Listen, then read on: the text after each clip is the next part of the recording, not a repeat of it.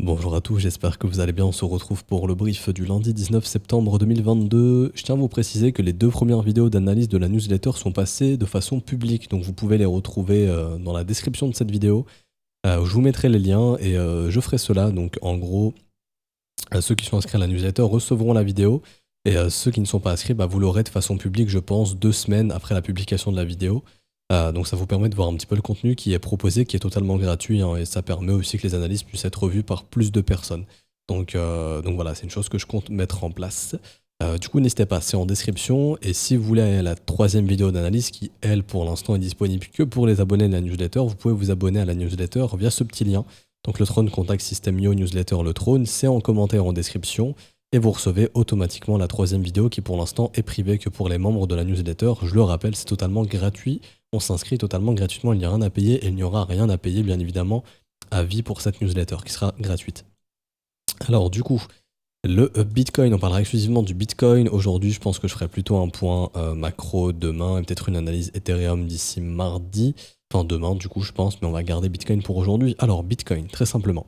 On avait vu vendredi, je pense, quand on s'est quitté, qu'il fallait regagner ces zones de prix pour avoir un espoir boule, hein, pour ceux qui veulent voir le prix remonter. Pour l'instant, ce n'est pas le cas. Vous voyez, on n'est pas venu casser ces zones de stop. Et quand bien même si on les avait cassées, il aurait fallu que le prix s'installe au-dessus. Chose qu'on n'a pas du tout fait. Du coup, qui reste encore sous pression, c'est les acheteurs. Et on le voit aussi ici au niveau de l'order flow. Le ratio long qui est monté à 3 pour 1, donc c'est-à-dire qu'il y a 3 longues pour un short. Là, il y a environ 2,7 longues pour un short. Donc il y a beaucoup plus de gens, de traders qui sont plutôt longues que short ici sur un bad range. Donc c'est assez dangereux. Les gens continuent d'essayer de capturer des achats ici dans ce marché. D'ailleurs, on est venu chasser l'avant-dernière zone de stop au sein de ce range. Enfin, c'est encore une fois, on est venu chasser le creux précédent. Maintenant, pour chasser les stops du range, maintenant c'est sous le range, hein. Il reste peut-être cette zone à 18,6, non, qui a été la prise. La prochaine zone de stop, elle est sous 17 900 $. C'est simple. Si le marché n'arrive pas à structurer quelque chose ici, par exemple comme ça a été fait ici, un petit W qui montre quelques petits signes de force, il y a de grandes chances qu'on aille sous 17 900 et du coup qu'on aille casser le range au bas. Ou en tout cas qu'on aille au moins chasser les stops dans le bas du range. Après, bien évidemment, ça dépend de ce que va faire vraiment le marché, ce qui va vraiment y aller et casser. Si c'est le cas, on avait vu ensemble, on parle de ces zones depuis assez longtemps, mais tout simplement, le wake-off check qui n'a pas été effectué au 13 800, donc ça c'est des zones, je vous dis pas qu'on y sera demain, on peut y être dans plusieurs semaines. C'est des objectifs de bottom potentiels. Les 13 800 ici qui n'ont jamais été retestés.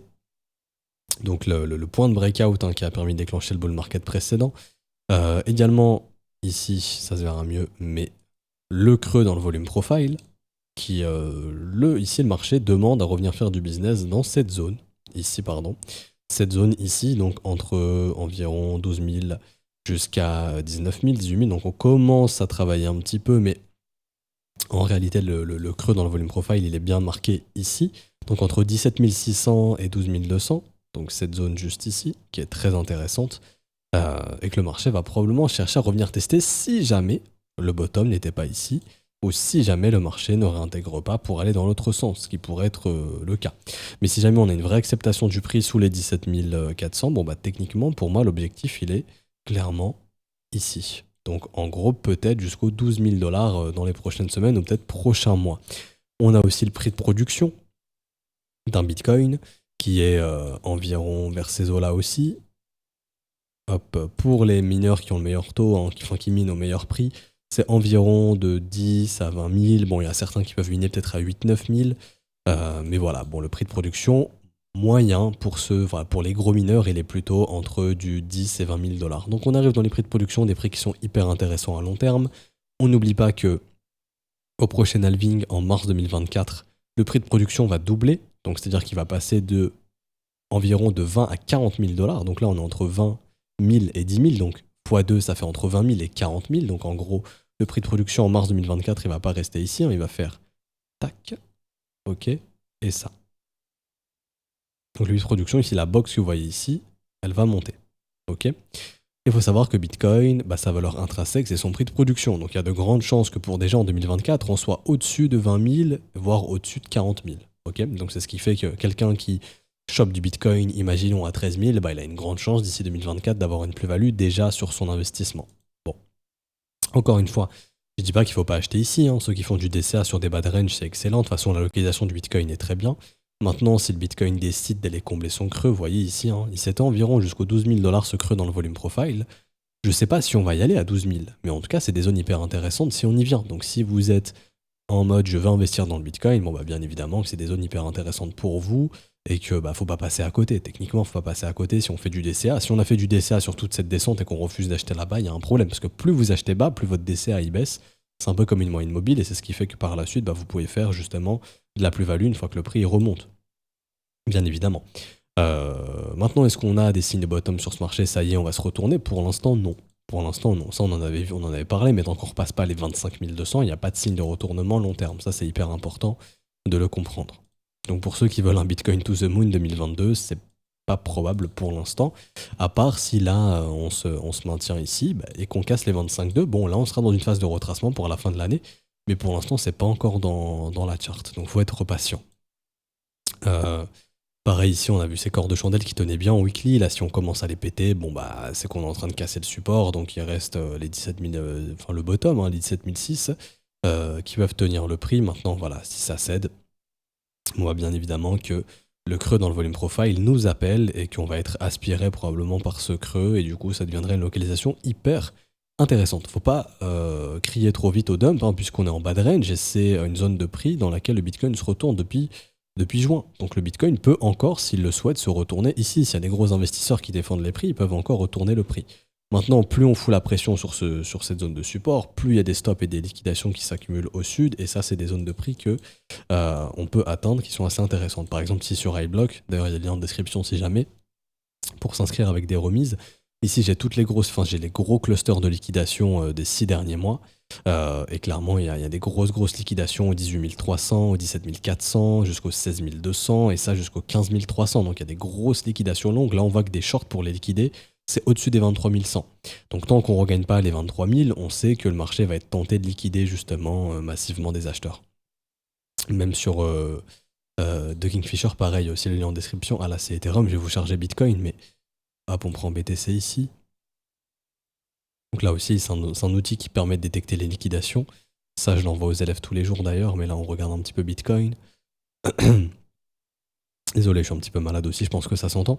Gros pic de liquidation dans les 17 200 sur Binance, après dans les 15 300, et le plus gros pic pour liquider des acheteurs, d'après Kingfisher, c'est dans les 13 600. Ça correspond bien au niveau qu'on a vu ici ensemble, des 13 800, qui correspond au wake of check, et donc un retest tout simplement. Si je vous montre la charte ici, ça correspond en fait à un retest de cette grosse zone de résistance qui est devenue support. Donc en gros, environ des 12 000 jusqu'aux 13 800, vous voyez. Ça ne veut pas dire qu'on va y aller encore une fois. Hein. Je vous dis pas, on va absolument chercher ces niveaux de prix. Parce qu'encore une fois, là on est dans un bad range, ce range n'a pas encore été cassé, donc tant que ce range n'est pas cassé au sud, ce scénario des 13 000 pour l'instant, on met une croix dessus. Maintenant, si le range connaît une cassure, bon bah à ce moment-là, ça augmente considérablement un retest de cette zone de creux, donc des 11 008, 12 000, enfin en gros, ouais, des 12 000 $. La zone de creux, elle est plutôt entre 17 500 jusqu'à 12 000 $. Peut-être qu'on va pas la combler entièrement, mais après, voilà, ça annonce possiblement un retest de cette zone de support ici. Très probablement. Ok, qui est une excellente zone hein, pour essayer de poser un bottom ou faire de l'achat DCA, bien évidemment. Et donc ça correspond au creux, mais je vais le supprimer, ça surcharge un petit peu trop la charte. Et je vais juste mettre ici, en fait, le creux dans le volume profile. Hop, vous voyez? Généralement, le marché est pas trop insensible. Pourquoi? Pour faire très simple, un creux dans le volume profile, c'est quoi? C'est deux extrémités. Donc une extrémité où il y a beaucoup de volume, et il y a beaucoup de volume ici, et il y a un trou entre les deux. Ok? Donc ça, actuellement, c'est le support. Si le support il est en train de céder, beaucoup d'acheteurs vont vendre ou vont activer des stop-loss. Les stop-loss sont positionnés généralement où? Sous les plus bas. Donc seraient positionnés ici. Ces stop-loss correspondent parfaitement au creux dans le volume profile. Il faut savoir que le prochain gros support, il est vers les 12 000 jusqu'aux 9 000 $ environ. Donc si de la smart money veut prendre de cours et veut acheter les stop-loss de tous les mecs qui ont acheté ici, bah ils vont acheter avant la prochaine zone de support. Donc ils vont acheter où? Dans le creux. C'est pour ça que généralement ces creux dans le volume profile sont d'excellentes zones pour de la smart money, pour capturer beaucoup de liquidités, pour pouvoir acheter des gros montants lorsque les gens vendent, parce que ceux qui vont activer leur stop loss bah, vont vendre en fait a possiblement de la smart money qui, elle, va pouvoir capturer si elle a envie d'accumuler. Par exemple, je vous montre un exemple très bête, mais quand ici, là, on est venu faire le top à 13 800 et qu'on est venu retracer, je vous montre rapidement, mais regardez-moi ce creux dans le volume profile ici et ces gros creux ici. Donc la zone environ des 4008, 4002 était hyper intéressante pour de la smart money, pour racheter massivement du Bitcoin. Il y avait aussi le wake of check ici qui n'avait pas été effectué. Et donc bon, bah, vous vous rappelez tous, hein, mais là si j'avance, bon, ça va être un petit peu long. Mais voilà, bon, le prix consolide, consolide, consolide, etc. Et puis après, bon, il y a le mouvement Covid, etc. Mais rappelez-vous, cette zone de 4002 à 4007 que je vous ai citée avec le wake of check, qui était hyper intéressante. Bon, bah, on est venu la chercher. Pourquoi? Parce que justement, c'est une zone où on peut capturer beaucoup de liquidités. Et tout simplement, bah, cette zone, en fait, était la zone de bottom. Donc on n'est pas venu toucher cette zone, on est juste venu retester la base haute pour faire ce qu'on appelle le wake of check. Et du coup, après, le marché est reparti dans l'autre sens. C'est ce qu'on pourrait faire à une plus grande échelle. Bon, ça va être un petit peu long, enfin, quoique non, ça va assez vite. Hop, là, on est déjà en décembre, faut qu'on aille en mars. On est déjà en janvier. On est déjà en février. Et bon, là, je m'en rappelle après, c'était le dump Covid. Et du coup, retenez bien la zone, hein, identifiez donc le creux plus le wake of check, vous voyez ici. Là, hop. Vous voyez ce creux magnifique. Très bonne localisation. Et du coup, pendant le crack Covid, bam. Et là, la grosse mèche, le gros mouvement. Je dis pas qu'on va faire ce genre de mouvement, bien évidemment. Mais vous voyez, retest de la zone ici, du wake of check, le gros creux dans le volume profile, et puis derrière, le marché qui repart dans l'autre sens. Parce que la liquidité a été capturée ici. Une grande majorité ont panic sell ici. Et donc les gros ont pu se positionner. Donc une fois que les gros se sont positionnés, bah hop, le marché repart dans l'autre sens. Et là, les gens sont frustrés, sont dans le déni, ont vendu ici et donc refusent de voir que le marché redevient haussier par la suite. Et du coup, sont forcés de racheter beaucoup plus cher parce qu'ils ont vendu ici. Et du coup, on les fait racheter plus haut. Bah là, on a un peu le même scénario, mais c'est sur une échelle beaucoup plus importante où ici, bon, on a la même structure, le W, etc. Et du coup, on a eu aussi une phase de pump. Et là, peut-être qu'on va être dans l'ultime phase de retest de cette zone. Donc, vous voyez, on a le même creux, on a la même zone à revenir tester. Donc, environ, ici, si je prends en mensuel, ça pourrait même aller jusqu'au 10 800, par exemple. Mais voilà, on sait que cette zone est hyper intéressante. Toute cette zone ici est hyper intéressante. Ok? Donc, ce sera peut-être la zone de bottom. Je dis bien peut-être. Ok? Mais pour cela, il faut casser le range au sud, on est bien d'accord. Chose qui n'a pas encore été fait pour l'instant. C'est pour ça qu'il ne faut pas d'abord annoncer les 13, 14 ou même les 15 000 ou les 16 000 tant que ce bad range n'a pas cédé, puisqu'à tout moment, ça reste un range. Et comment on trade un range, bah, on essaye d'acheter le bas et de revendre le haut. Ou autre type de stratégie basée sur la liquidité. J'achète lorsqu'on réintègre par exemple. Une fois qu'on est venu capturer les stop loss, s'il y a réintégration, on n'est pas censé réintégrer. S'il y a une vraie cassure, on est censé continuer d'aller au sud. Mais si on réintègre et que le marché reprend une dynamique haussière, c'est que c'était un piège. Et là, on peut se positionner, par exemple, pour des retours dans le haut du range. Imaginons. Ok. Je vais regarder la sur court terme, mais je pense pas que j'ai grand-chose d'autre à dire. Tant qu'ici, il n'y a pas de signe de retournement, style des W, des patterns de retournement, ou quelconque autre figure de retournement, bon bah techniquement, il n'y a pas de retournement court terme sur le Bitcoin, donc il faudra être patient. Sachant que pour l'instant, la majorité continue d'essayer de se positionner long. Bon là, avec les dernières liquidations, il y a quelques longs qui commencent à capituler déjà, mais les gens sont encore peut-être trop exposés ici longue. Donc faut faire attention à ça. Et aussi, bien évidemment, on regarde le marché américain qui pour l'instant n'a pas de signe de retournement. C'est pour ça qu'on a besoin d'avoir la journée d'aujourd'hui, la journée de cotation d'aujourd'hui pour voir s'il y a des possibles signes de retournement. Du coup, ça, j'en parlerai demain. Mais là, à l'instant T, si on suit ce qu'on a fait vendredi, pour l'instant, il n'y a pas de signe de retournement sur le marché US, donc ça aide pas forcément le Bitcoin qui est très corrélé. Et le dollar reste le boss pour l'instant, donc dollar is king. Hein, donc tant que le dollar restera la valeur refuge, les assets à risque auront peu de chances de se reprendre. Ok? Donc on s'arrête ici pour aujourd'hui, j'espère que ça vous aura plu. Si c'est le cas, n'hésitez pas à laisser un petit pouce bleu, à vous abonner si ce n'est pas déjà fait, à nous rejoindre sur Discord, c'est totalement gratuit, je vous mets le lien en description en commentaire. Si vous souhaitez vous former et rejoindre l'école, vous pouvez le faire via les modalités crypto à ce stade du mois, donc c'est tout ce qui est paiement soit en BNB, soit en Ethereum, soit en USDT.